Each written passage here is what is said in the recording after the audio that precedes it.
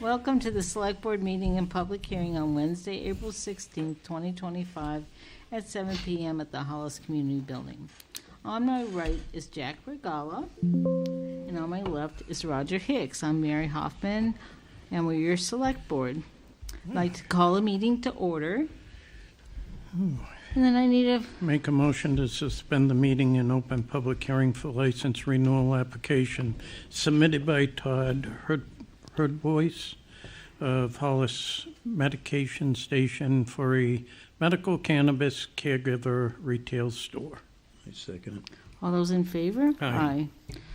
So, we do have a report from the Code Enforcement Officer, Dwayne, and there were a couple of things that he needed to fix, but he felt that it was okay to go ahead and improve his application because they were minor things and he was going to get it done this week. And I don't think the fire chief had anything when he went on his inspection. Chief? You didn't have anything on Todd's, on the marijuana?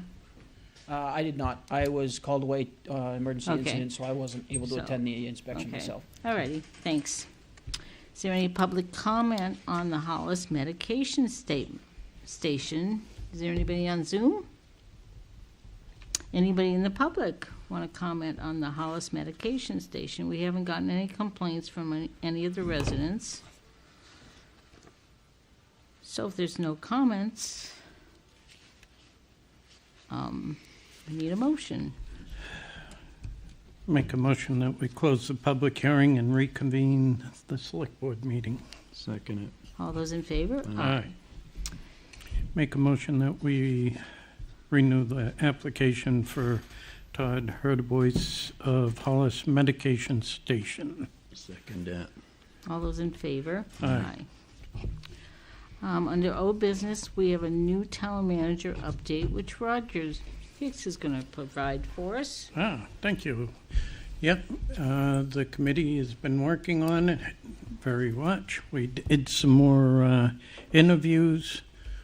We do have a candidate. Now we are finalizing the remainder of the process.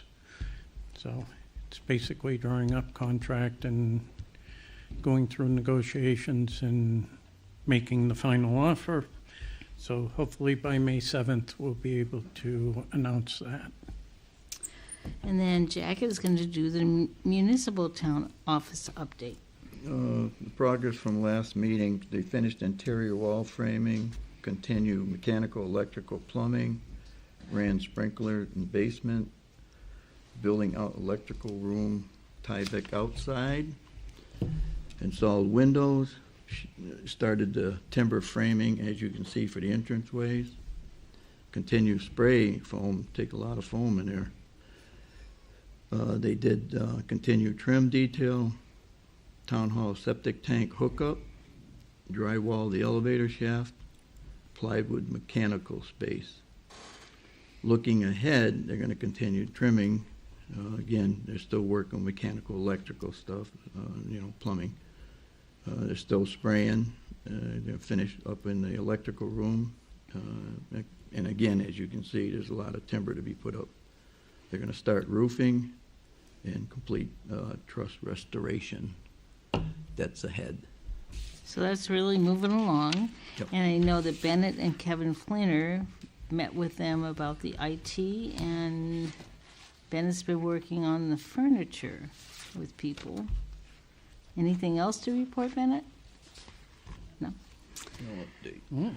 The comprehensive plan, we met on Tuesday, and we got a final chapter from Southern Maine Planning and Development.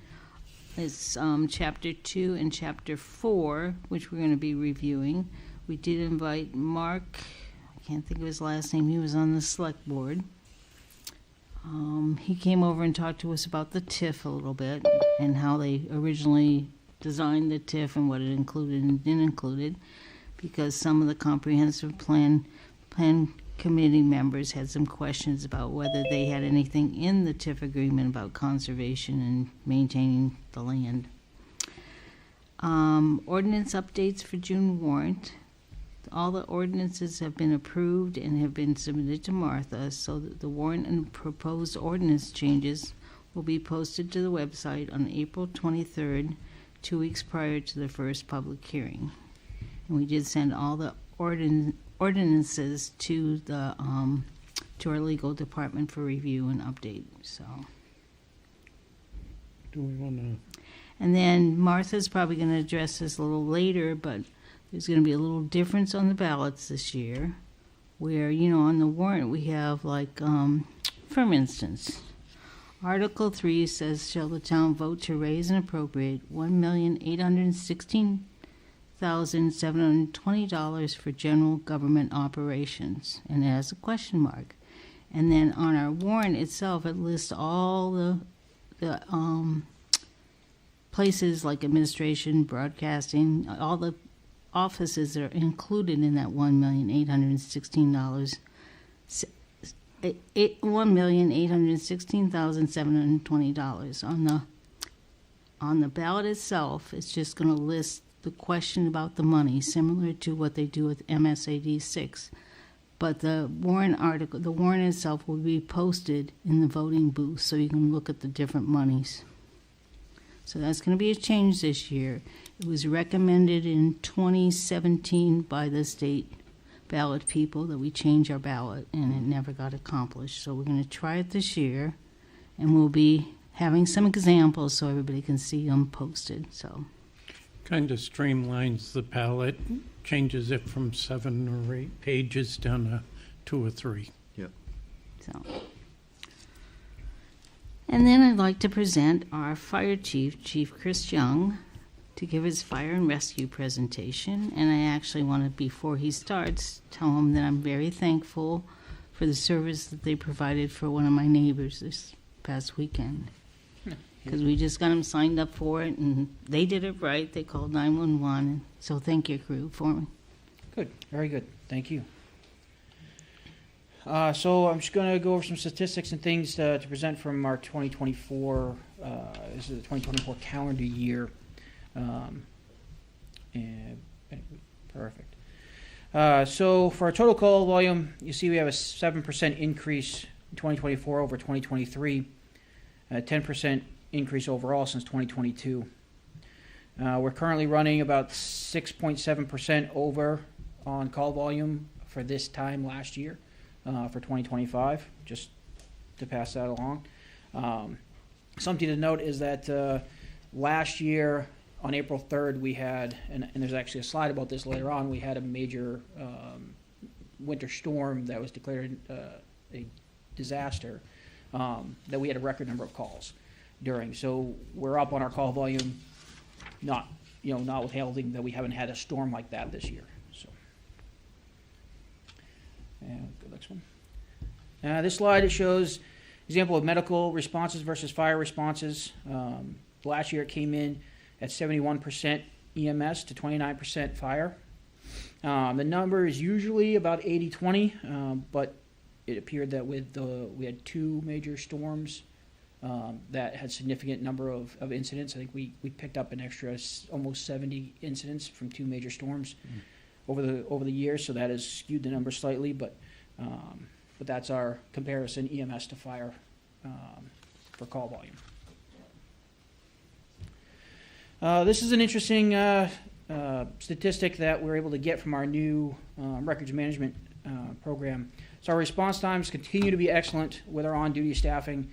We show that we're in the 90th percentile, adhering to NFPA 1710, which puts crews on the road in under 2 minutes. Overlapping calls. In 2024, we saw a large number of overlapping calls. It was 141 overlapping calls when we have one incident, and then before we're able to clear that incident, another comes in. We had 141 of those, not including the multiple calls that we had in one given time during the major storms. Those calls would add another 66 calls to that total. And our backup ambulance ran a call on average once every 4 days. Now I say that's an average because we have some days that truck does not run a call. We have other days where it might run 2 or 3 calls. A week ago, this past Monday, both ambulances, for example, ran and transported 2 patients each before lunch, just to show how busy we are with the EMS side of things. This is that slide about the April response. Last April, we had a major winter storm that resulted in a record number of incidents. We answered 64 calls in 48 hours, which is a department record. And from that storm, I applied for and been approved for FEMA reimbursement for costs associated with that storm, not just fire department related costs, but costs for cleanup of debris and whatnot from road crews and other agencies, totaling just over $69,000. So eventually we'll see the funds from that trickle down. But it's been applied for and approved at this point.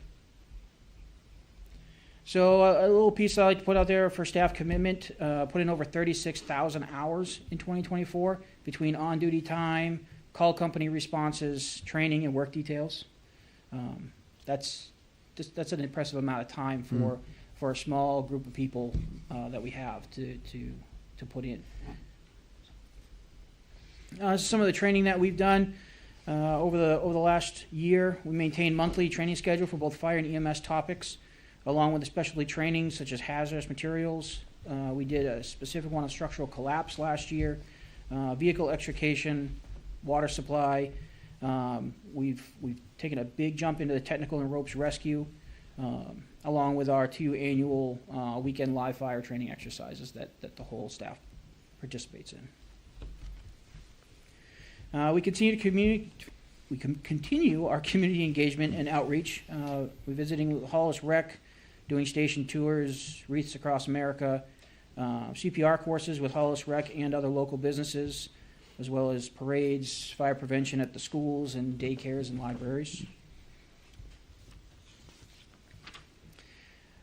And our strong mutual aid partnerships. We maintain a good mutual aid relationship with all of our neighbors. We responded to a total of 117 mutual aid requests from other departments, while requesting mutual aid only 69 times last year. And 25 of those times were automatic aid response due to specific nature of a call. For example, if we ever reported building fire, the amount of water and manpower it takes to do that, we just don't have readily available on hand in our own department. So we automatically call for mutual aid from our neighboring towns for any reported building fires. And also goes for cardiac arrests. We usually call in an additional mutual aid ambulance, which we may turn around if we have the staffing that we need to handle it ourselves, which certainly happens a lot more now than it used to. This is a little graphic about our different call types.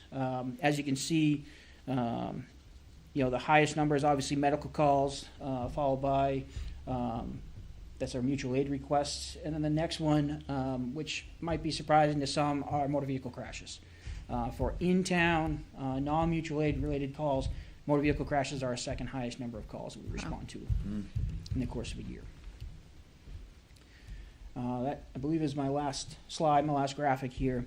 One thing that I do want to mention, some may have seen it out on the Facebook posts yesterday and today, but this year we are looking to sponsor 2 young ladies in town who might be interested in a career in fire and EMS to attend the New Hampshire Fire Academy's Camp Fully Involved. It runs from July 27th to August 1st.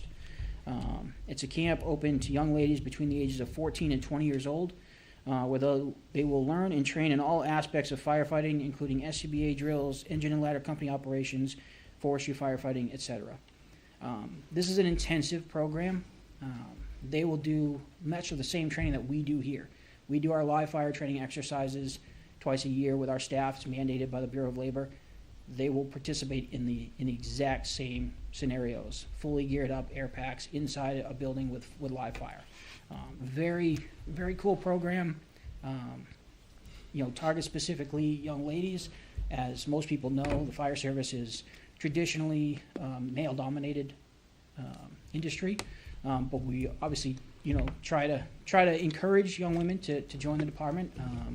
We are very fortunate to have several in our department and a couple in high-ranking positions. My assistant chief and one of my captains, very good at what they do. But we are looking to sponsor up to 1 or 2 young ladies if they're interested to do that. But the deadline is coming fast. There's just 2 weeks to apply. They have to apply, submit an essay to New Hampshire Fire Academy, get selected for the program, and then we will cover the expense for them to go. So, that's what I have for you tonight. Does anybody have any questions? Great. Interesting. I just Thank had you a so couple much. questions, Chris. Oh, you got a question? So, I was just wondering, when you do your when you do your numbers, Mhm. let's say you go to a house and they refuse to go, that's included in your medical numbers, right? Yes, yeah, we have there's medical transports and medical non-transports. Okay. We do break down those numbers. We broke down those numbers more, more thoroughly for, I know, the comprehensive plan, Mhm, for the comprehensive mhm. plan committee, Mhm. so that, we're total for our EMS calls, and it was 625, I think, right around there last year. And of those, I think there was nearly 200 to 300 that were non-transports, where Okay. we may go to someone's home, evaluate them. If they choose not to go with us to the hospital, then we go back to the station. That's indicated on your incident report you give me. Yes, the incident reports that you get, Jack, Yep. the monthly reports that I finally got caught up with for you, Yep. do indicate whether it's a transport or non-transport. Yes. And, Yep. and it's really clear on the time frame of the calls. Yep. Our typical transport, we got to drive to Portland or Biddeford, round trip. I mean, a typical drive into Maymed is a half-hour ride. So, for us to go to a scene, if nobody gets transported, we come back. That call might last an hour, not an hour, but half hour, maybe 45 minutes for that total call, depending on where it is and how long we spend on scene. Versus a transport is going to be an hour and a half to 2 hours that ambulance is then tied up and out of town. And do your fire calls include, like, if another town asks you to respond and then says, we don't need you, or? When I break down my total number of fire responses and EMS responses, like what people see in the town report, it is broken down as anytime a fire truck, a fire department responds for a fire-related incident, or something that's not EMS, whether it's in town or out of town, is included in that total fire response. Same thing with our EMS. I would say that a good number or a majority of those mutual aid calls out of town are EMS calls. Everyone's busy with EMS, so when they're, any of our mutual aid partners, whether it's Waterboro, Buxton, Standish is a very busy place. If their ambulances are tied up, they'll call for us to go and handle a call for them. So many of those are EMS related. So when I do my overall numbers, it's anything that was EMS ambulance response versus anything that was a fire response. That's how they're Thanks. separated. Any questions from the audience or from Zoom? Or anybody else? Roger? Yeah, you want to give us a brief update on the new rescue? Oh, yes. So the new ambulance, the two young ladies I mentioned earlier, my assistant chief and captain, went out and inspected it last week, and it arrived in state on Sunday. They stopped by with the truck Monday. I got a chance to take a look at it. They grabbed the power load for the stretcher and took it back to their shop in Bangor, where this week it's getting an inspection sticker, the power load's being installed, and then it's supposed to be delivered to us early next week. And for anybody who doesn't know, explain the power load. So the power load, all of our stretchers and just about every stretcher anywhere you'll go now, it has battery over hydraulic. So there's buttons on it that help to raise and lower the stretcher itself to save the backs of the providers. One of the leading causes of workers' comp claims in the EMS world is lifting a patient on a stretcher in and out of the ambulance. So what the power load is a device that it's the mount that the cot sits on, but it actually comes out to the back of the ambulance and will suspend the cot in the air while we raise and lower the legs to make it so that it lifts it completely. We don't have to lift and hold the patient in the air to load him in the ambulance. We still have to move a patient on a scene into a stair chair or onto the stretcher or with a reeve sleeve or whatnot to get them out of the home sometimes. But it eliminates that whole part of loading a patient into and out of the ambulance to help decrease the potential for back injuries, which, interesting enough, before we got the power load in our current primary ambulance, we did have one of our members did have a back injury. They weren't out for very long, but they were down for a couple weeks. So, So they haven't come up with an artificial intelligence way to have them transport them from the Right. house to the ambulance, huh? right, yeah, maybe someday we'll have little drones to pick them up and move them for us, but not yet. So, Thanks, Chris. Any other questions? Jack? No, Thank you very much. thank you. So we're really excited. We're going to have a new ambulance. Whew. Yeah. Under new business, we have an update to the policy that we approved last time, policy number 64 amendments, return to work policy, because we sent it out to the staff and we had forgotten to we'd originally written it for the fire department so we could pass our risk management and safety inspection, and forgot to include our own members. So we basically just added that it was a policy to return all employees to work after an illness, injury, or work-related illness or injury as soon as it is safely and medically possible. So that was basically what we added to the policy. So I guess we need to, Make a motion, we accept policy 64 amendments. second. all those in favor? Aye. That was our fault, we just missed it. I Payroll was and- asked at one time, Mary, the difference between a policy and an ordinance. Okay, And the policy is the select board writes the policy, submits it to legal, and we can approve it here at a board meeting without taking it to the voters. An ordinance has to be written, run through the process, have hearings, go through legal, and then be voted on at the town meeting. That's the difference between the two. thank you. Now we'll let Roger do the payroll and warrant totals, his favorite, and All purchase right. orders. Warrant last week, $538,754, and that's part of paying the school bill.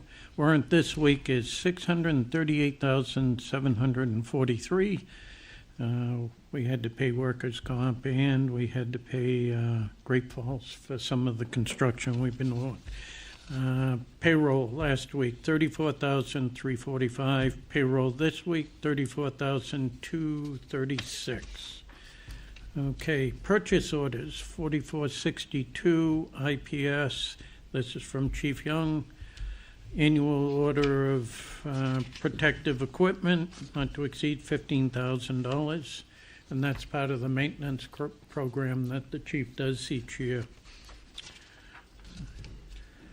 4506 is heavy-duty services, and this is for rec, and it's bus repairs, inspection, parts and labor, not to exceed $2,145.54. And that's the two purchase orders. Correspondence and announcements. I don't know where we used to put the planning board agenda, but we used to announce it, so I'm going to announce it. Their planning board next agenda is Wednesday, April 23rd, 2025 at 7 p.m. in the Hollis Community Building. They're going to call to order, roll call, correspondence, reports from the CEO, select board, and committees.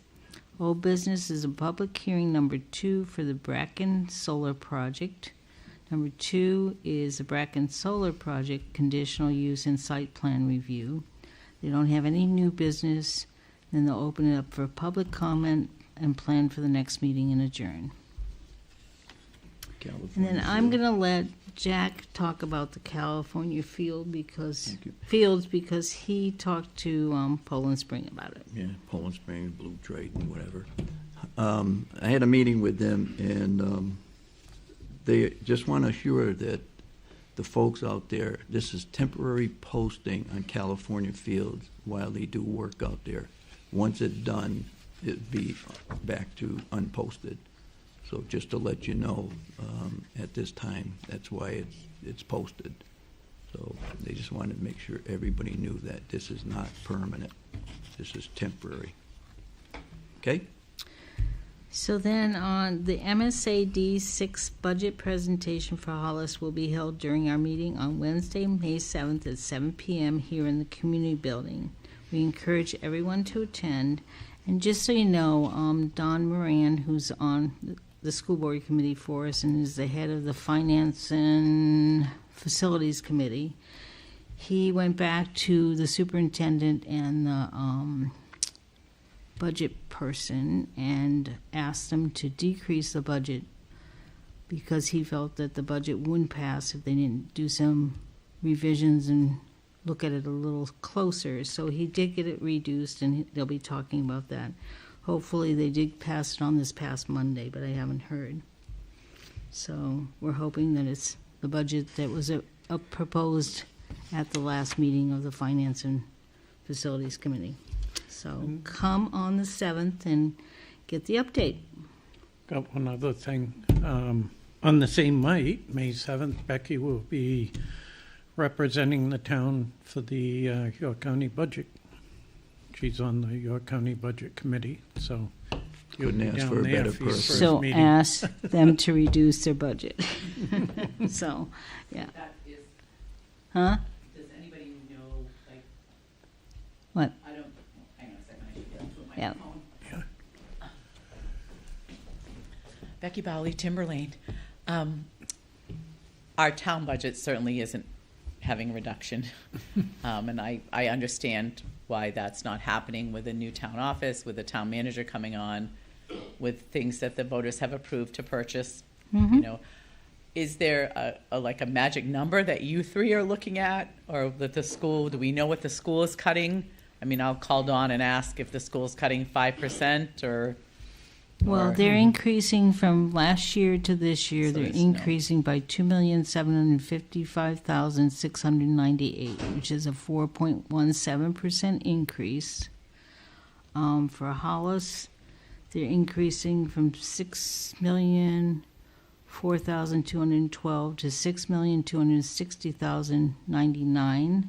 So it's $255,886 for a 4.26% increase.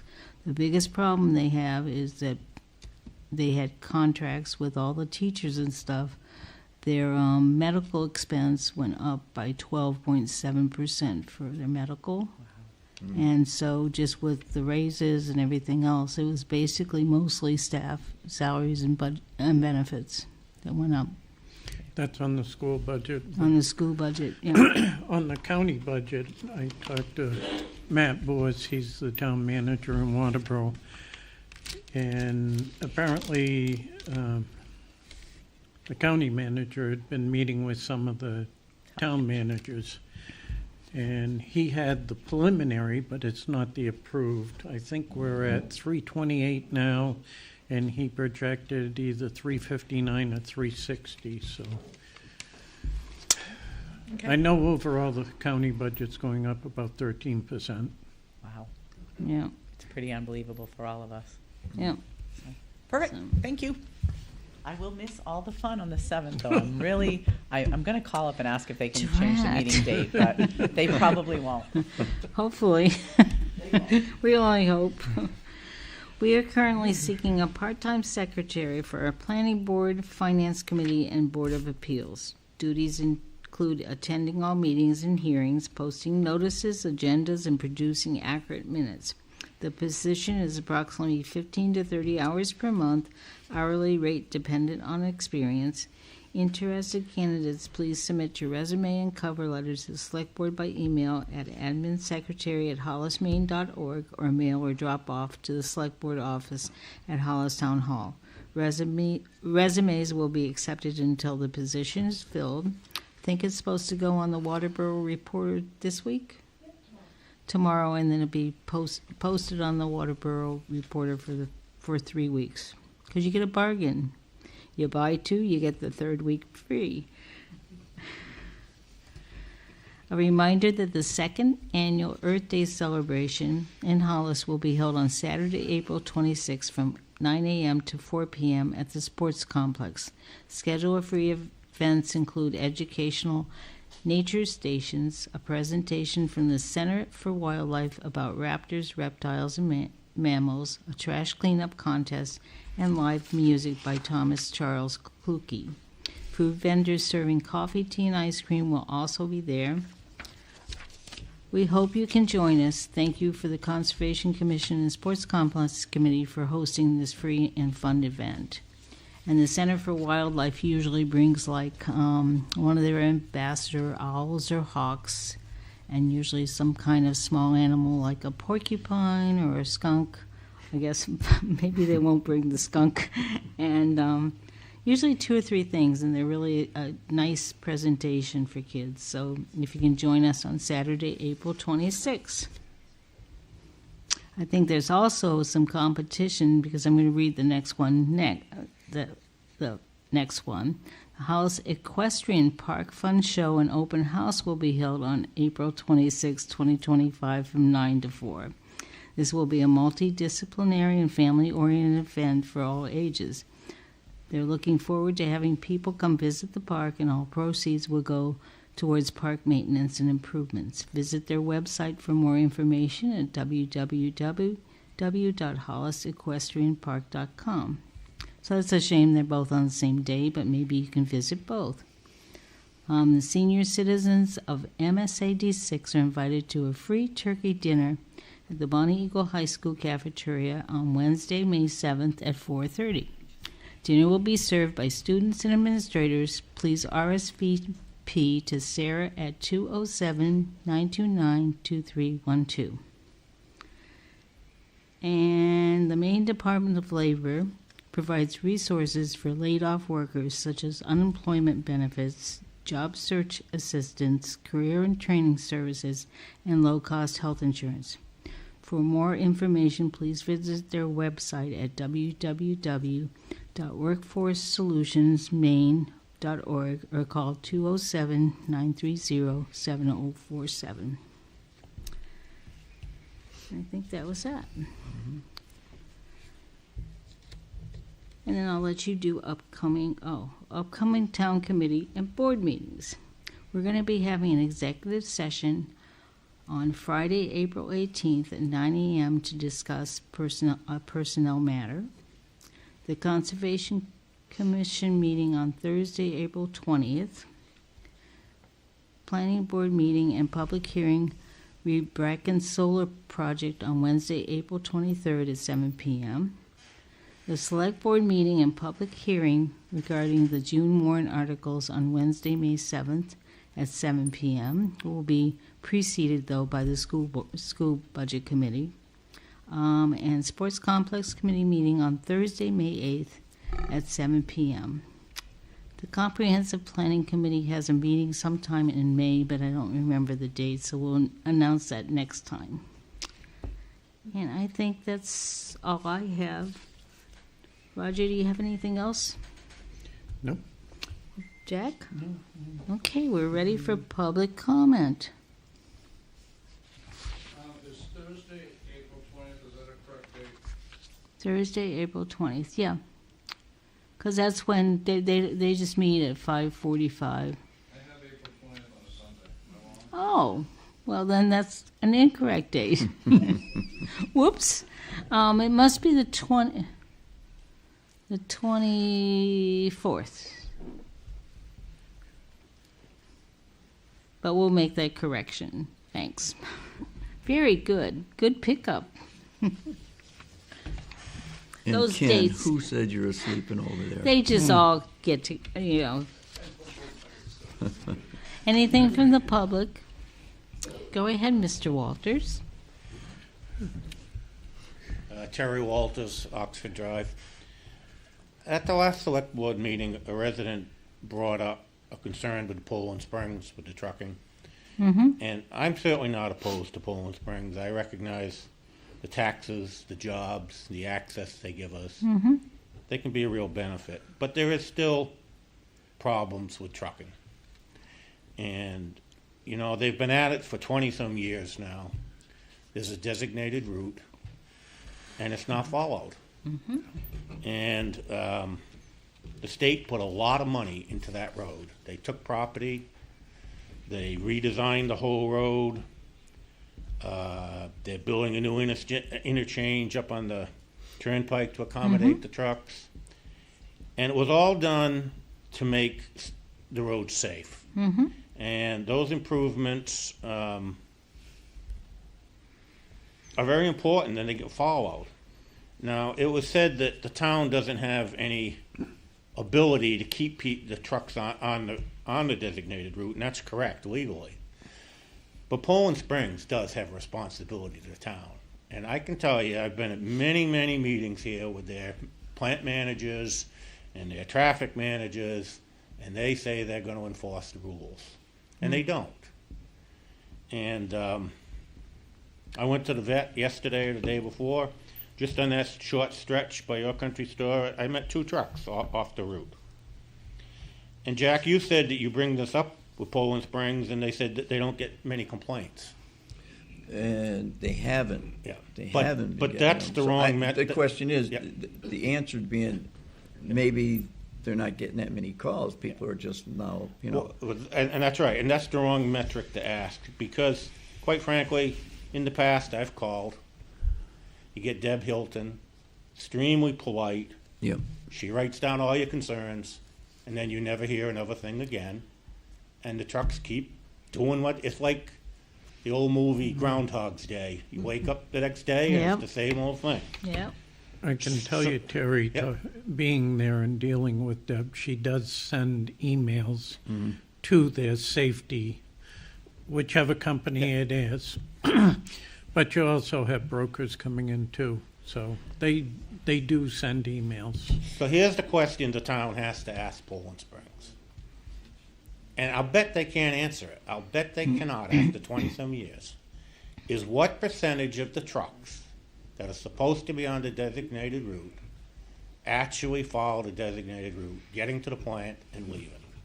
And I'll bet they won't have an answer. You remember when we had that big meeting with them a few years ago?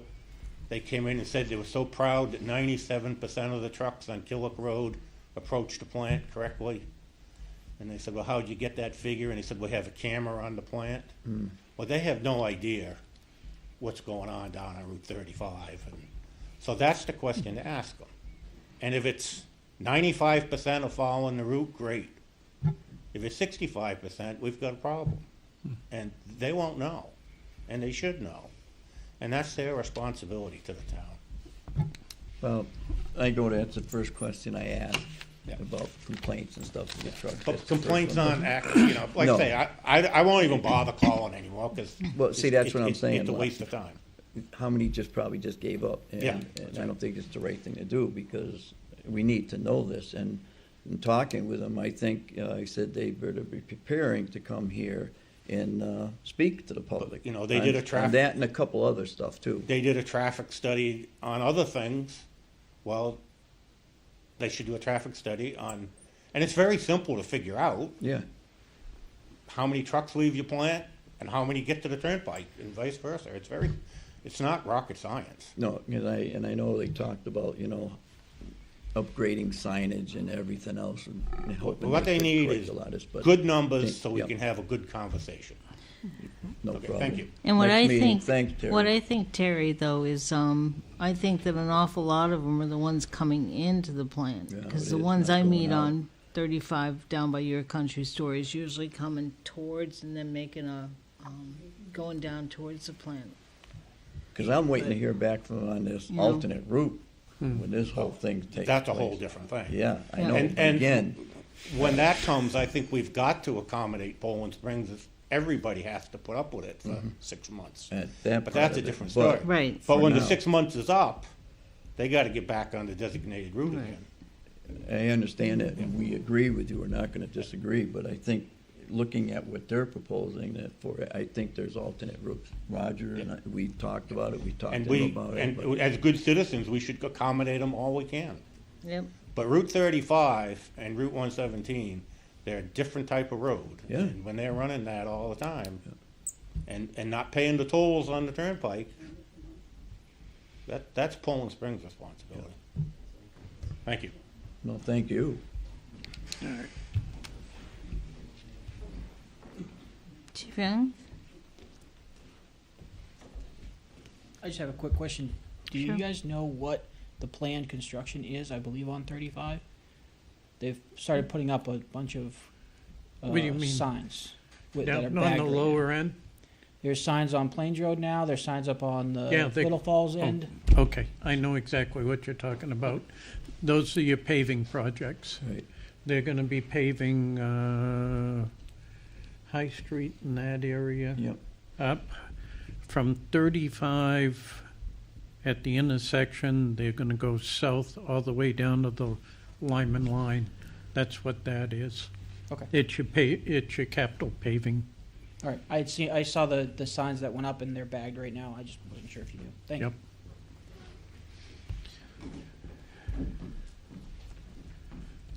Bev Harris, River Road.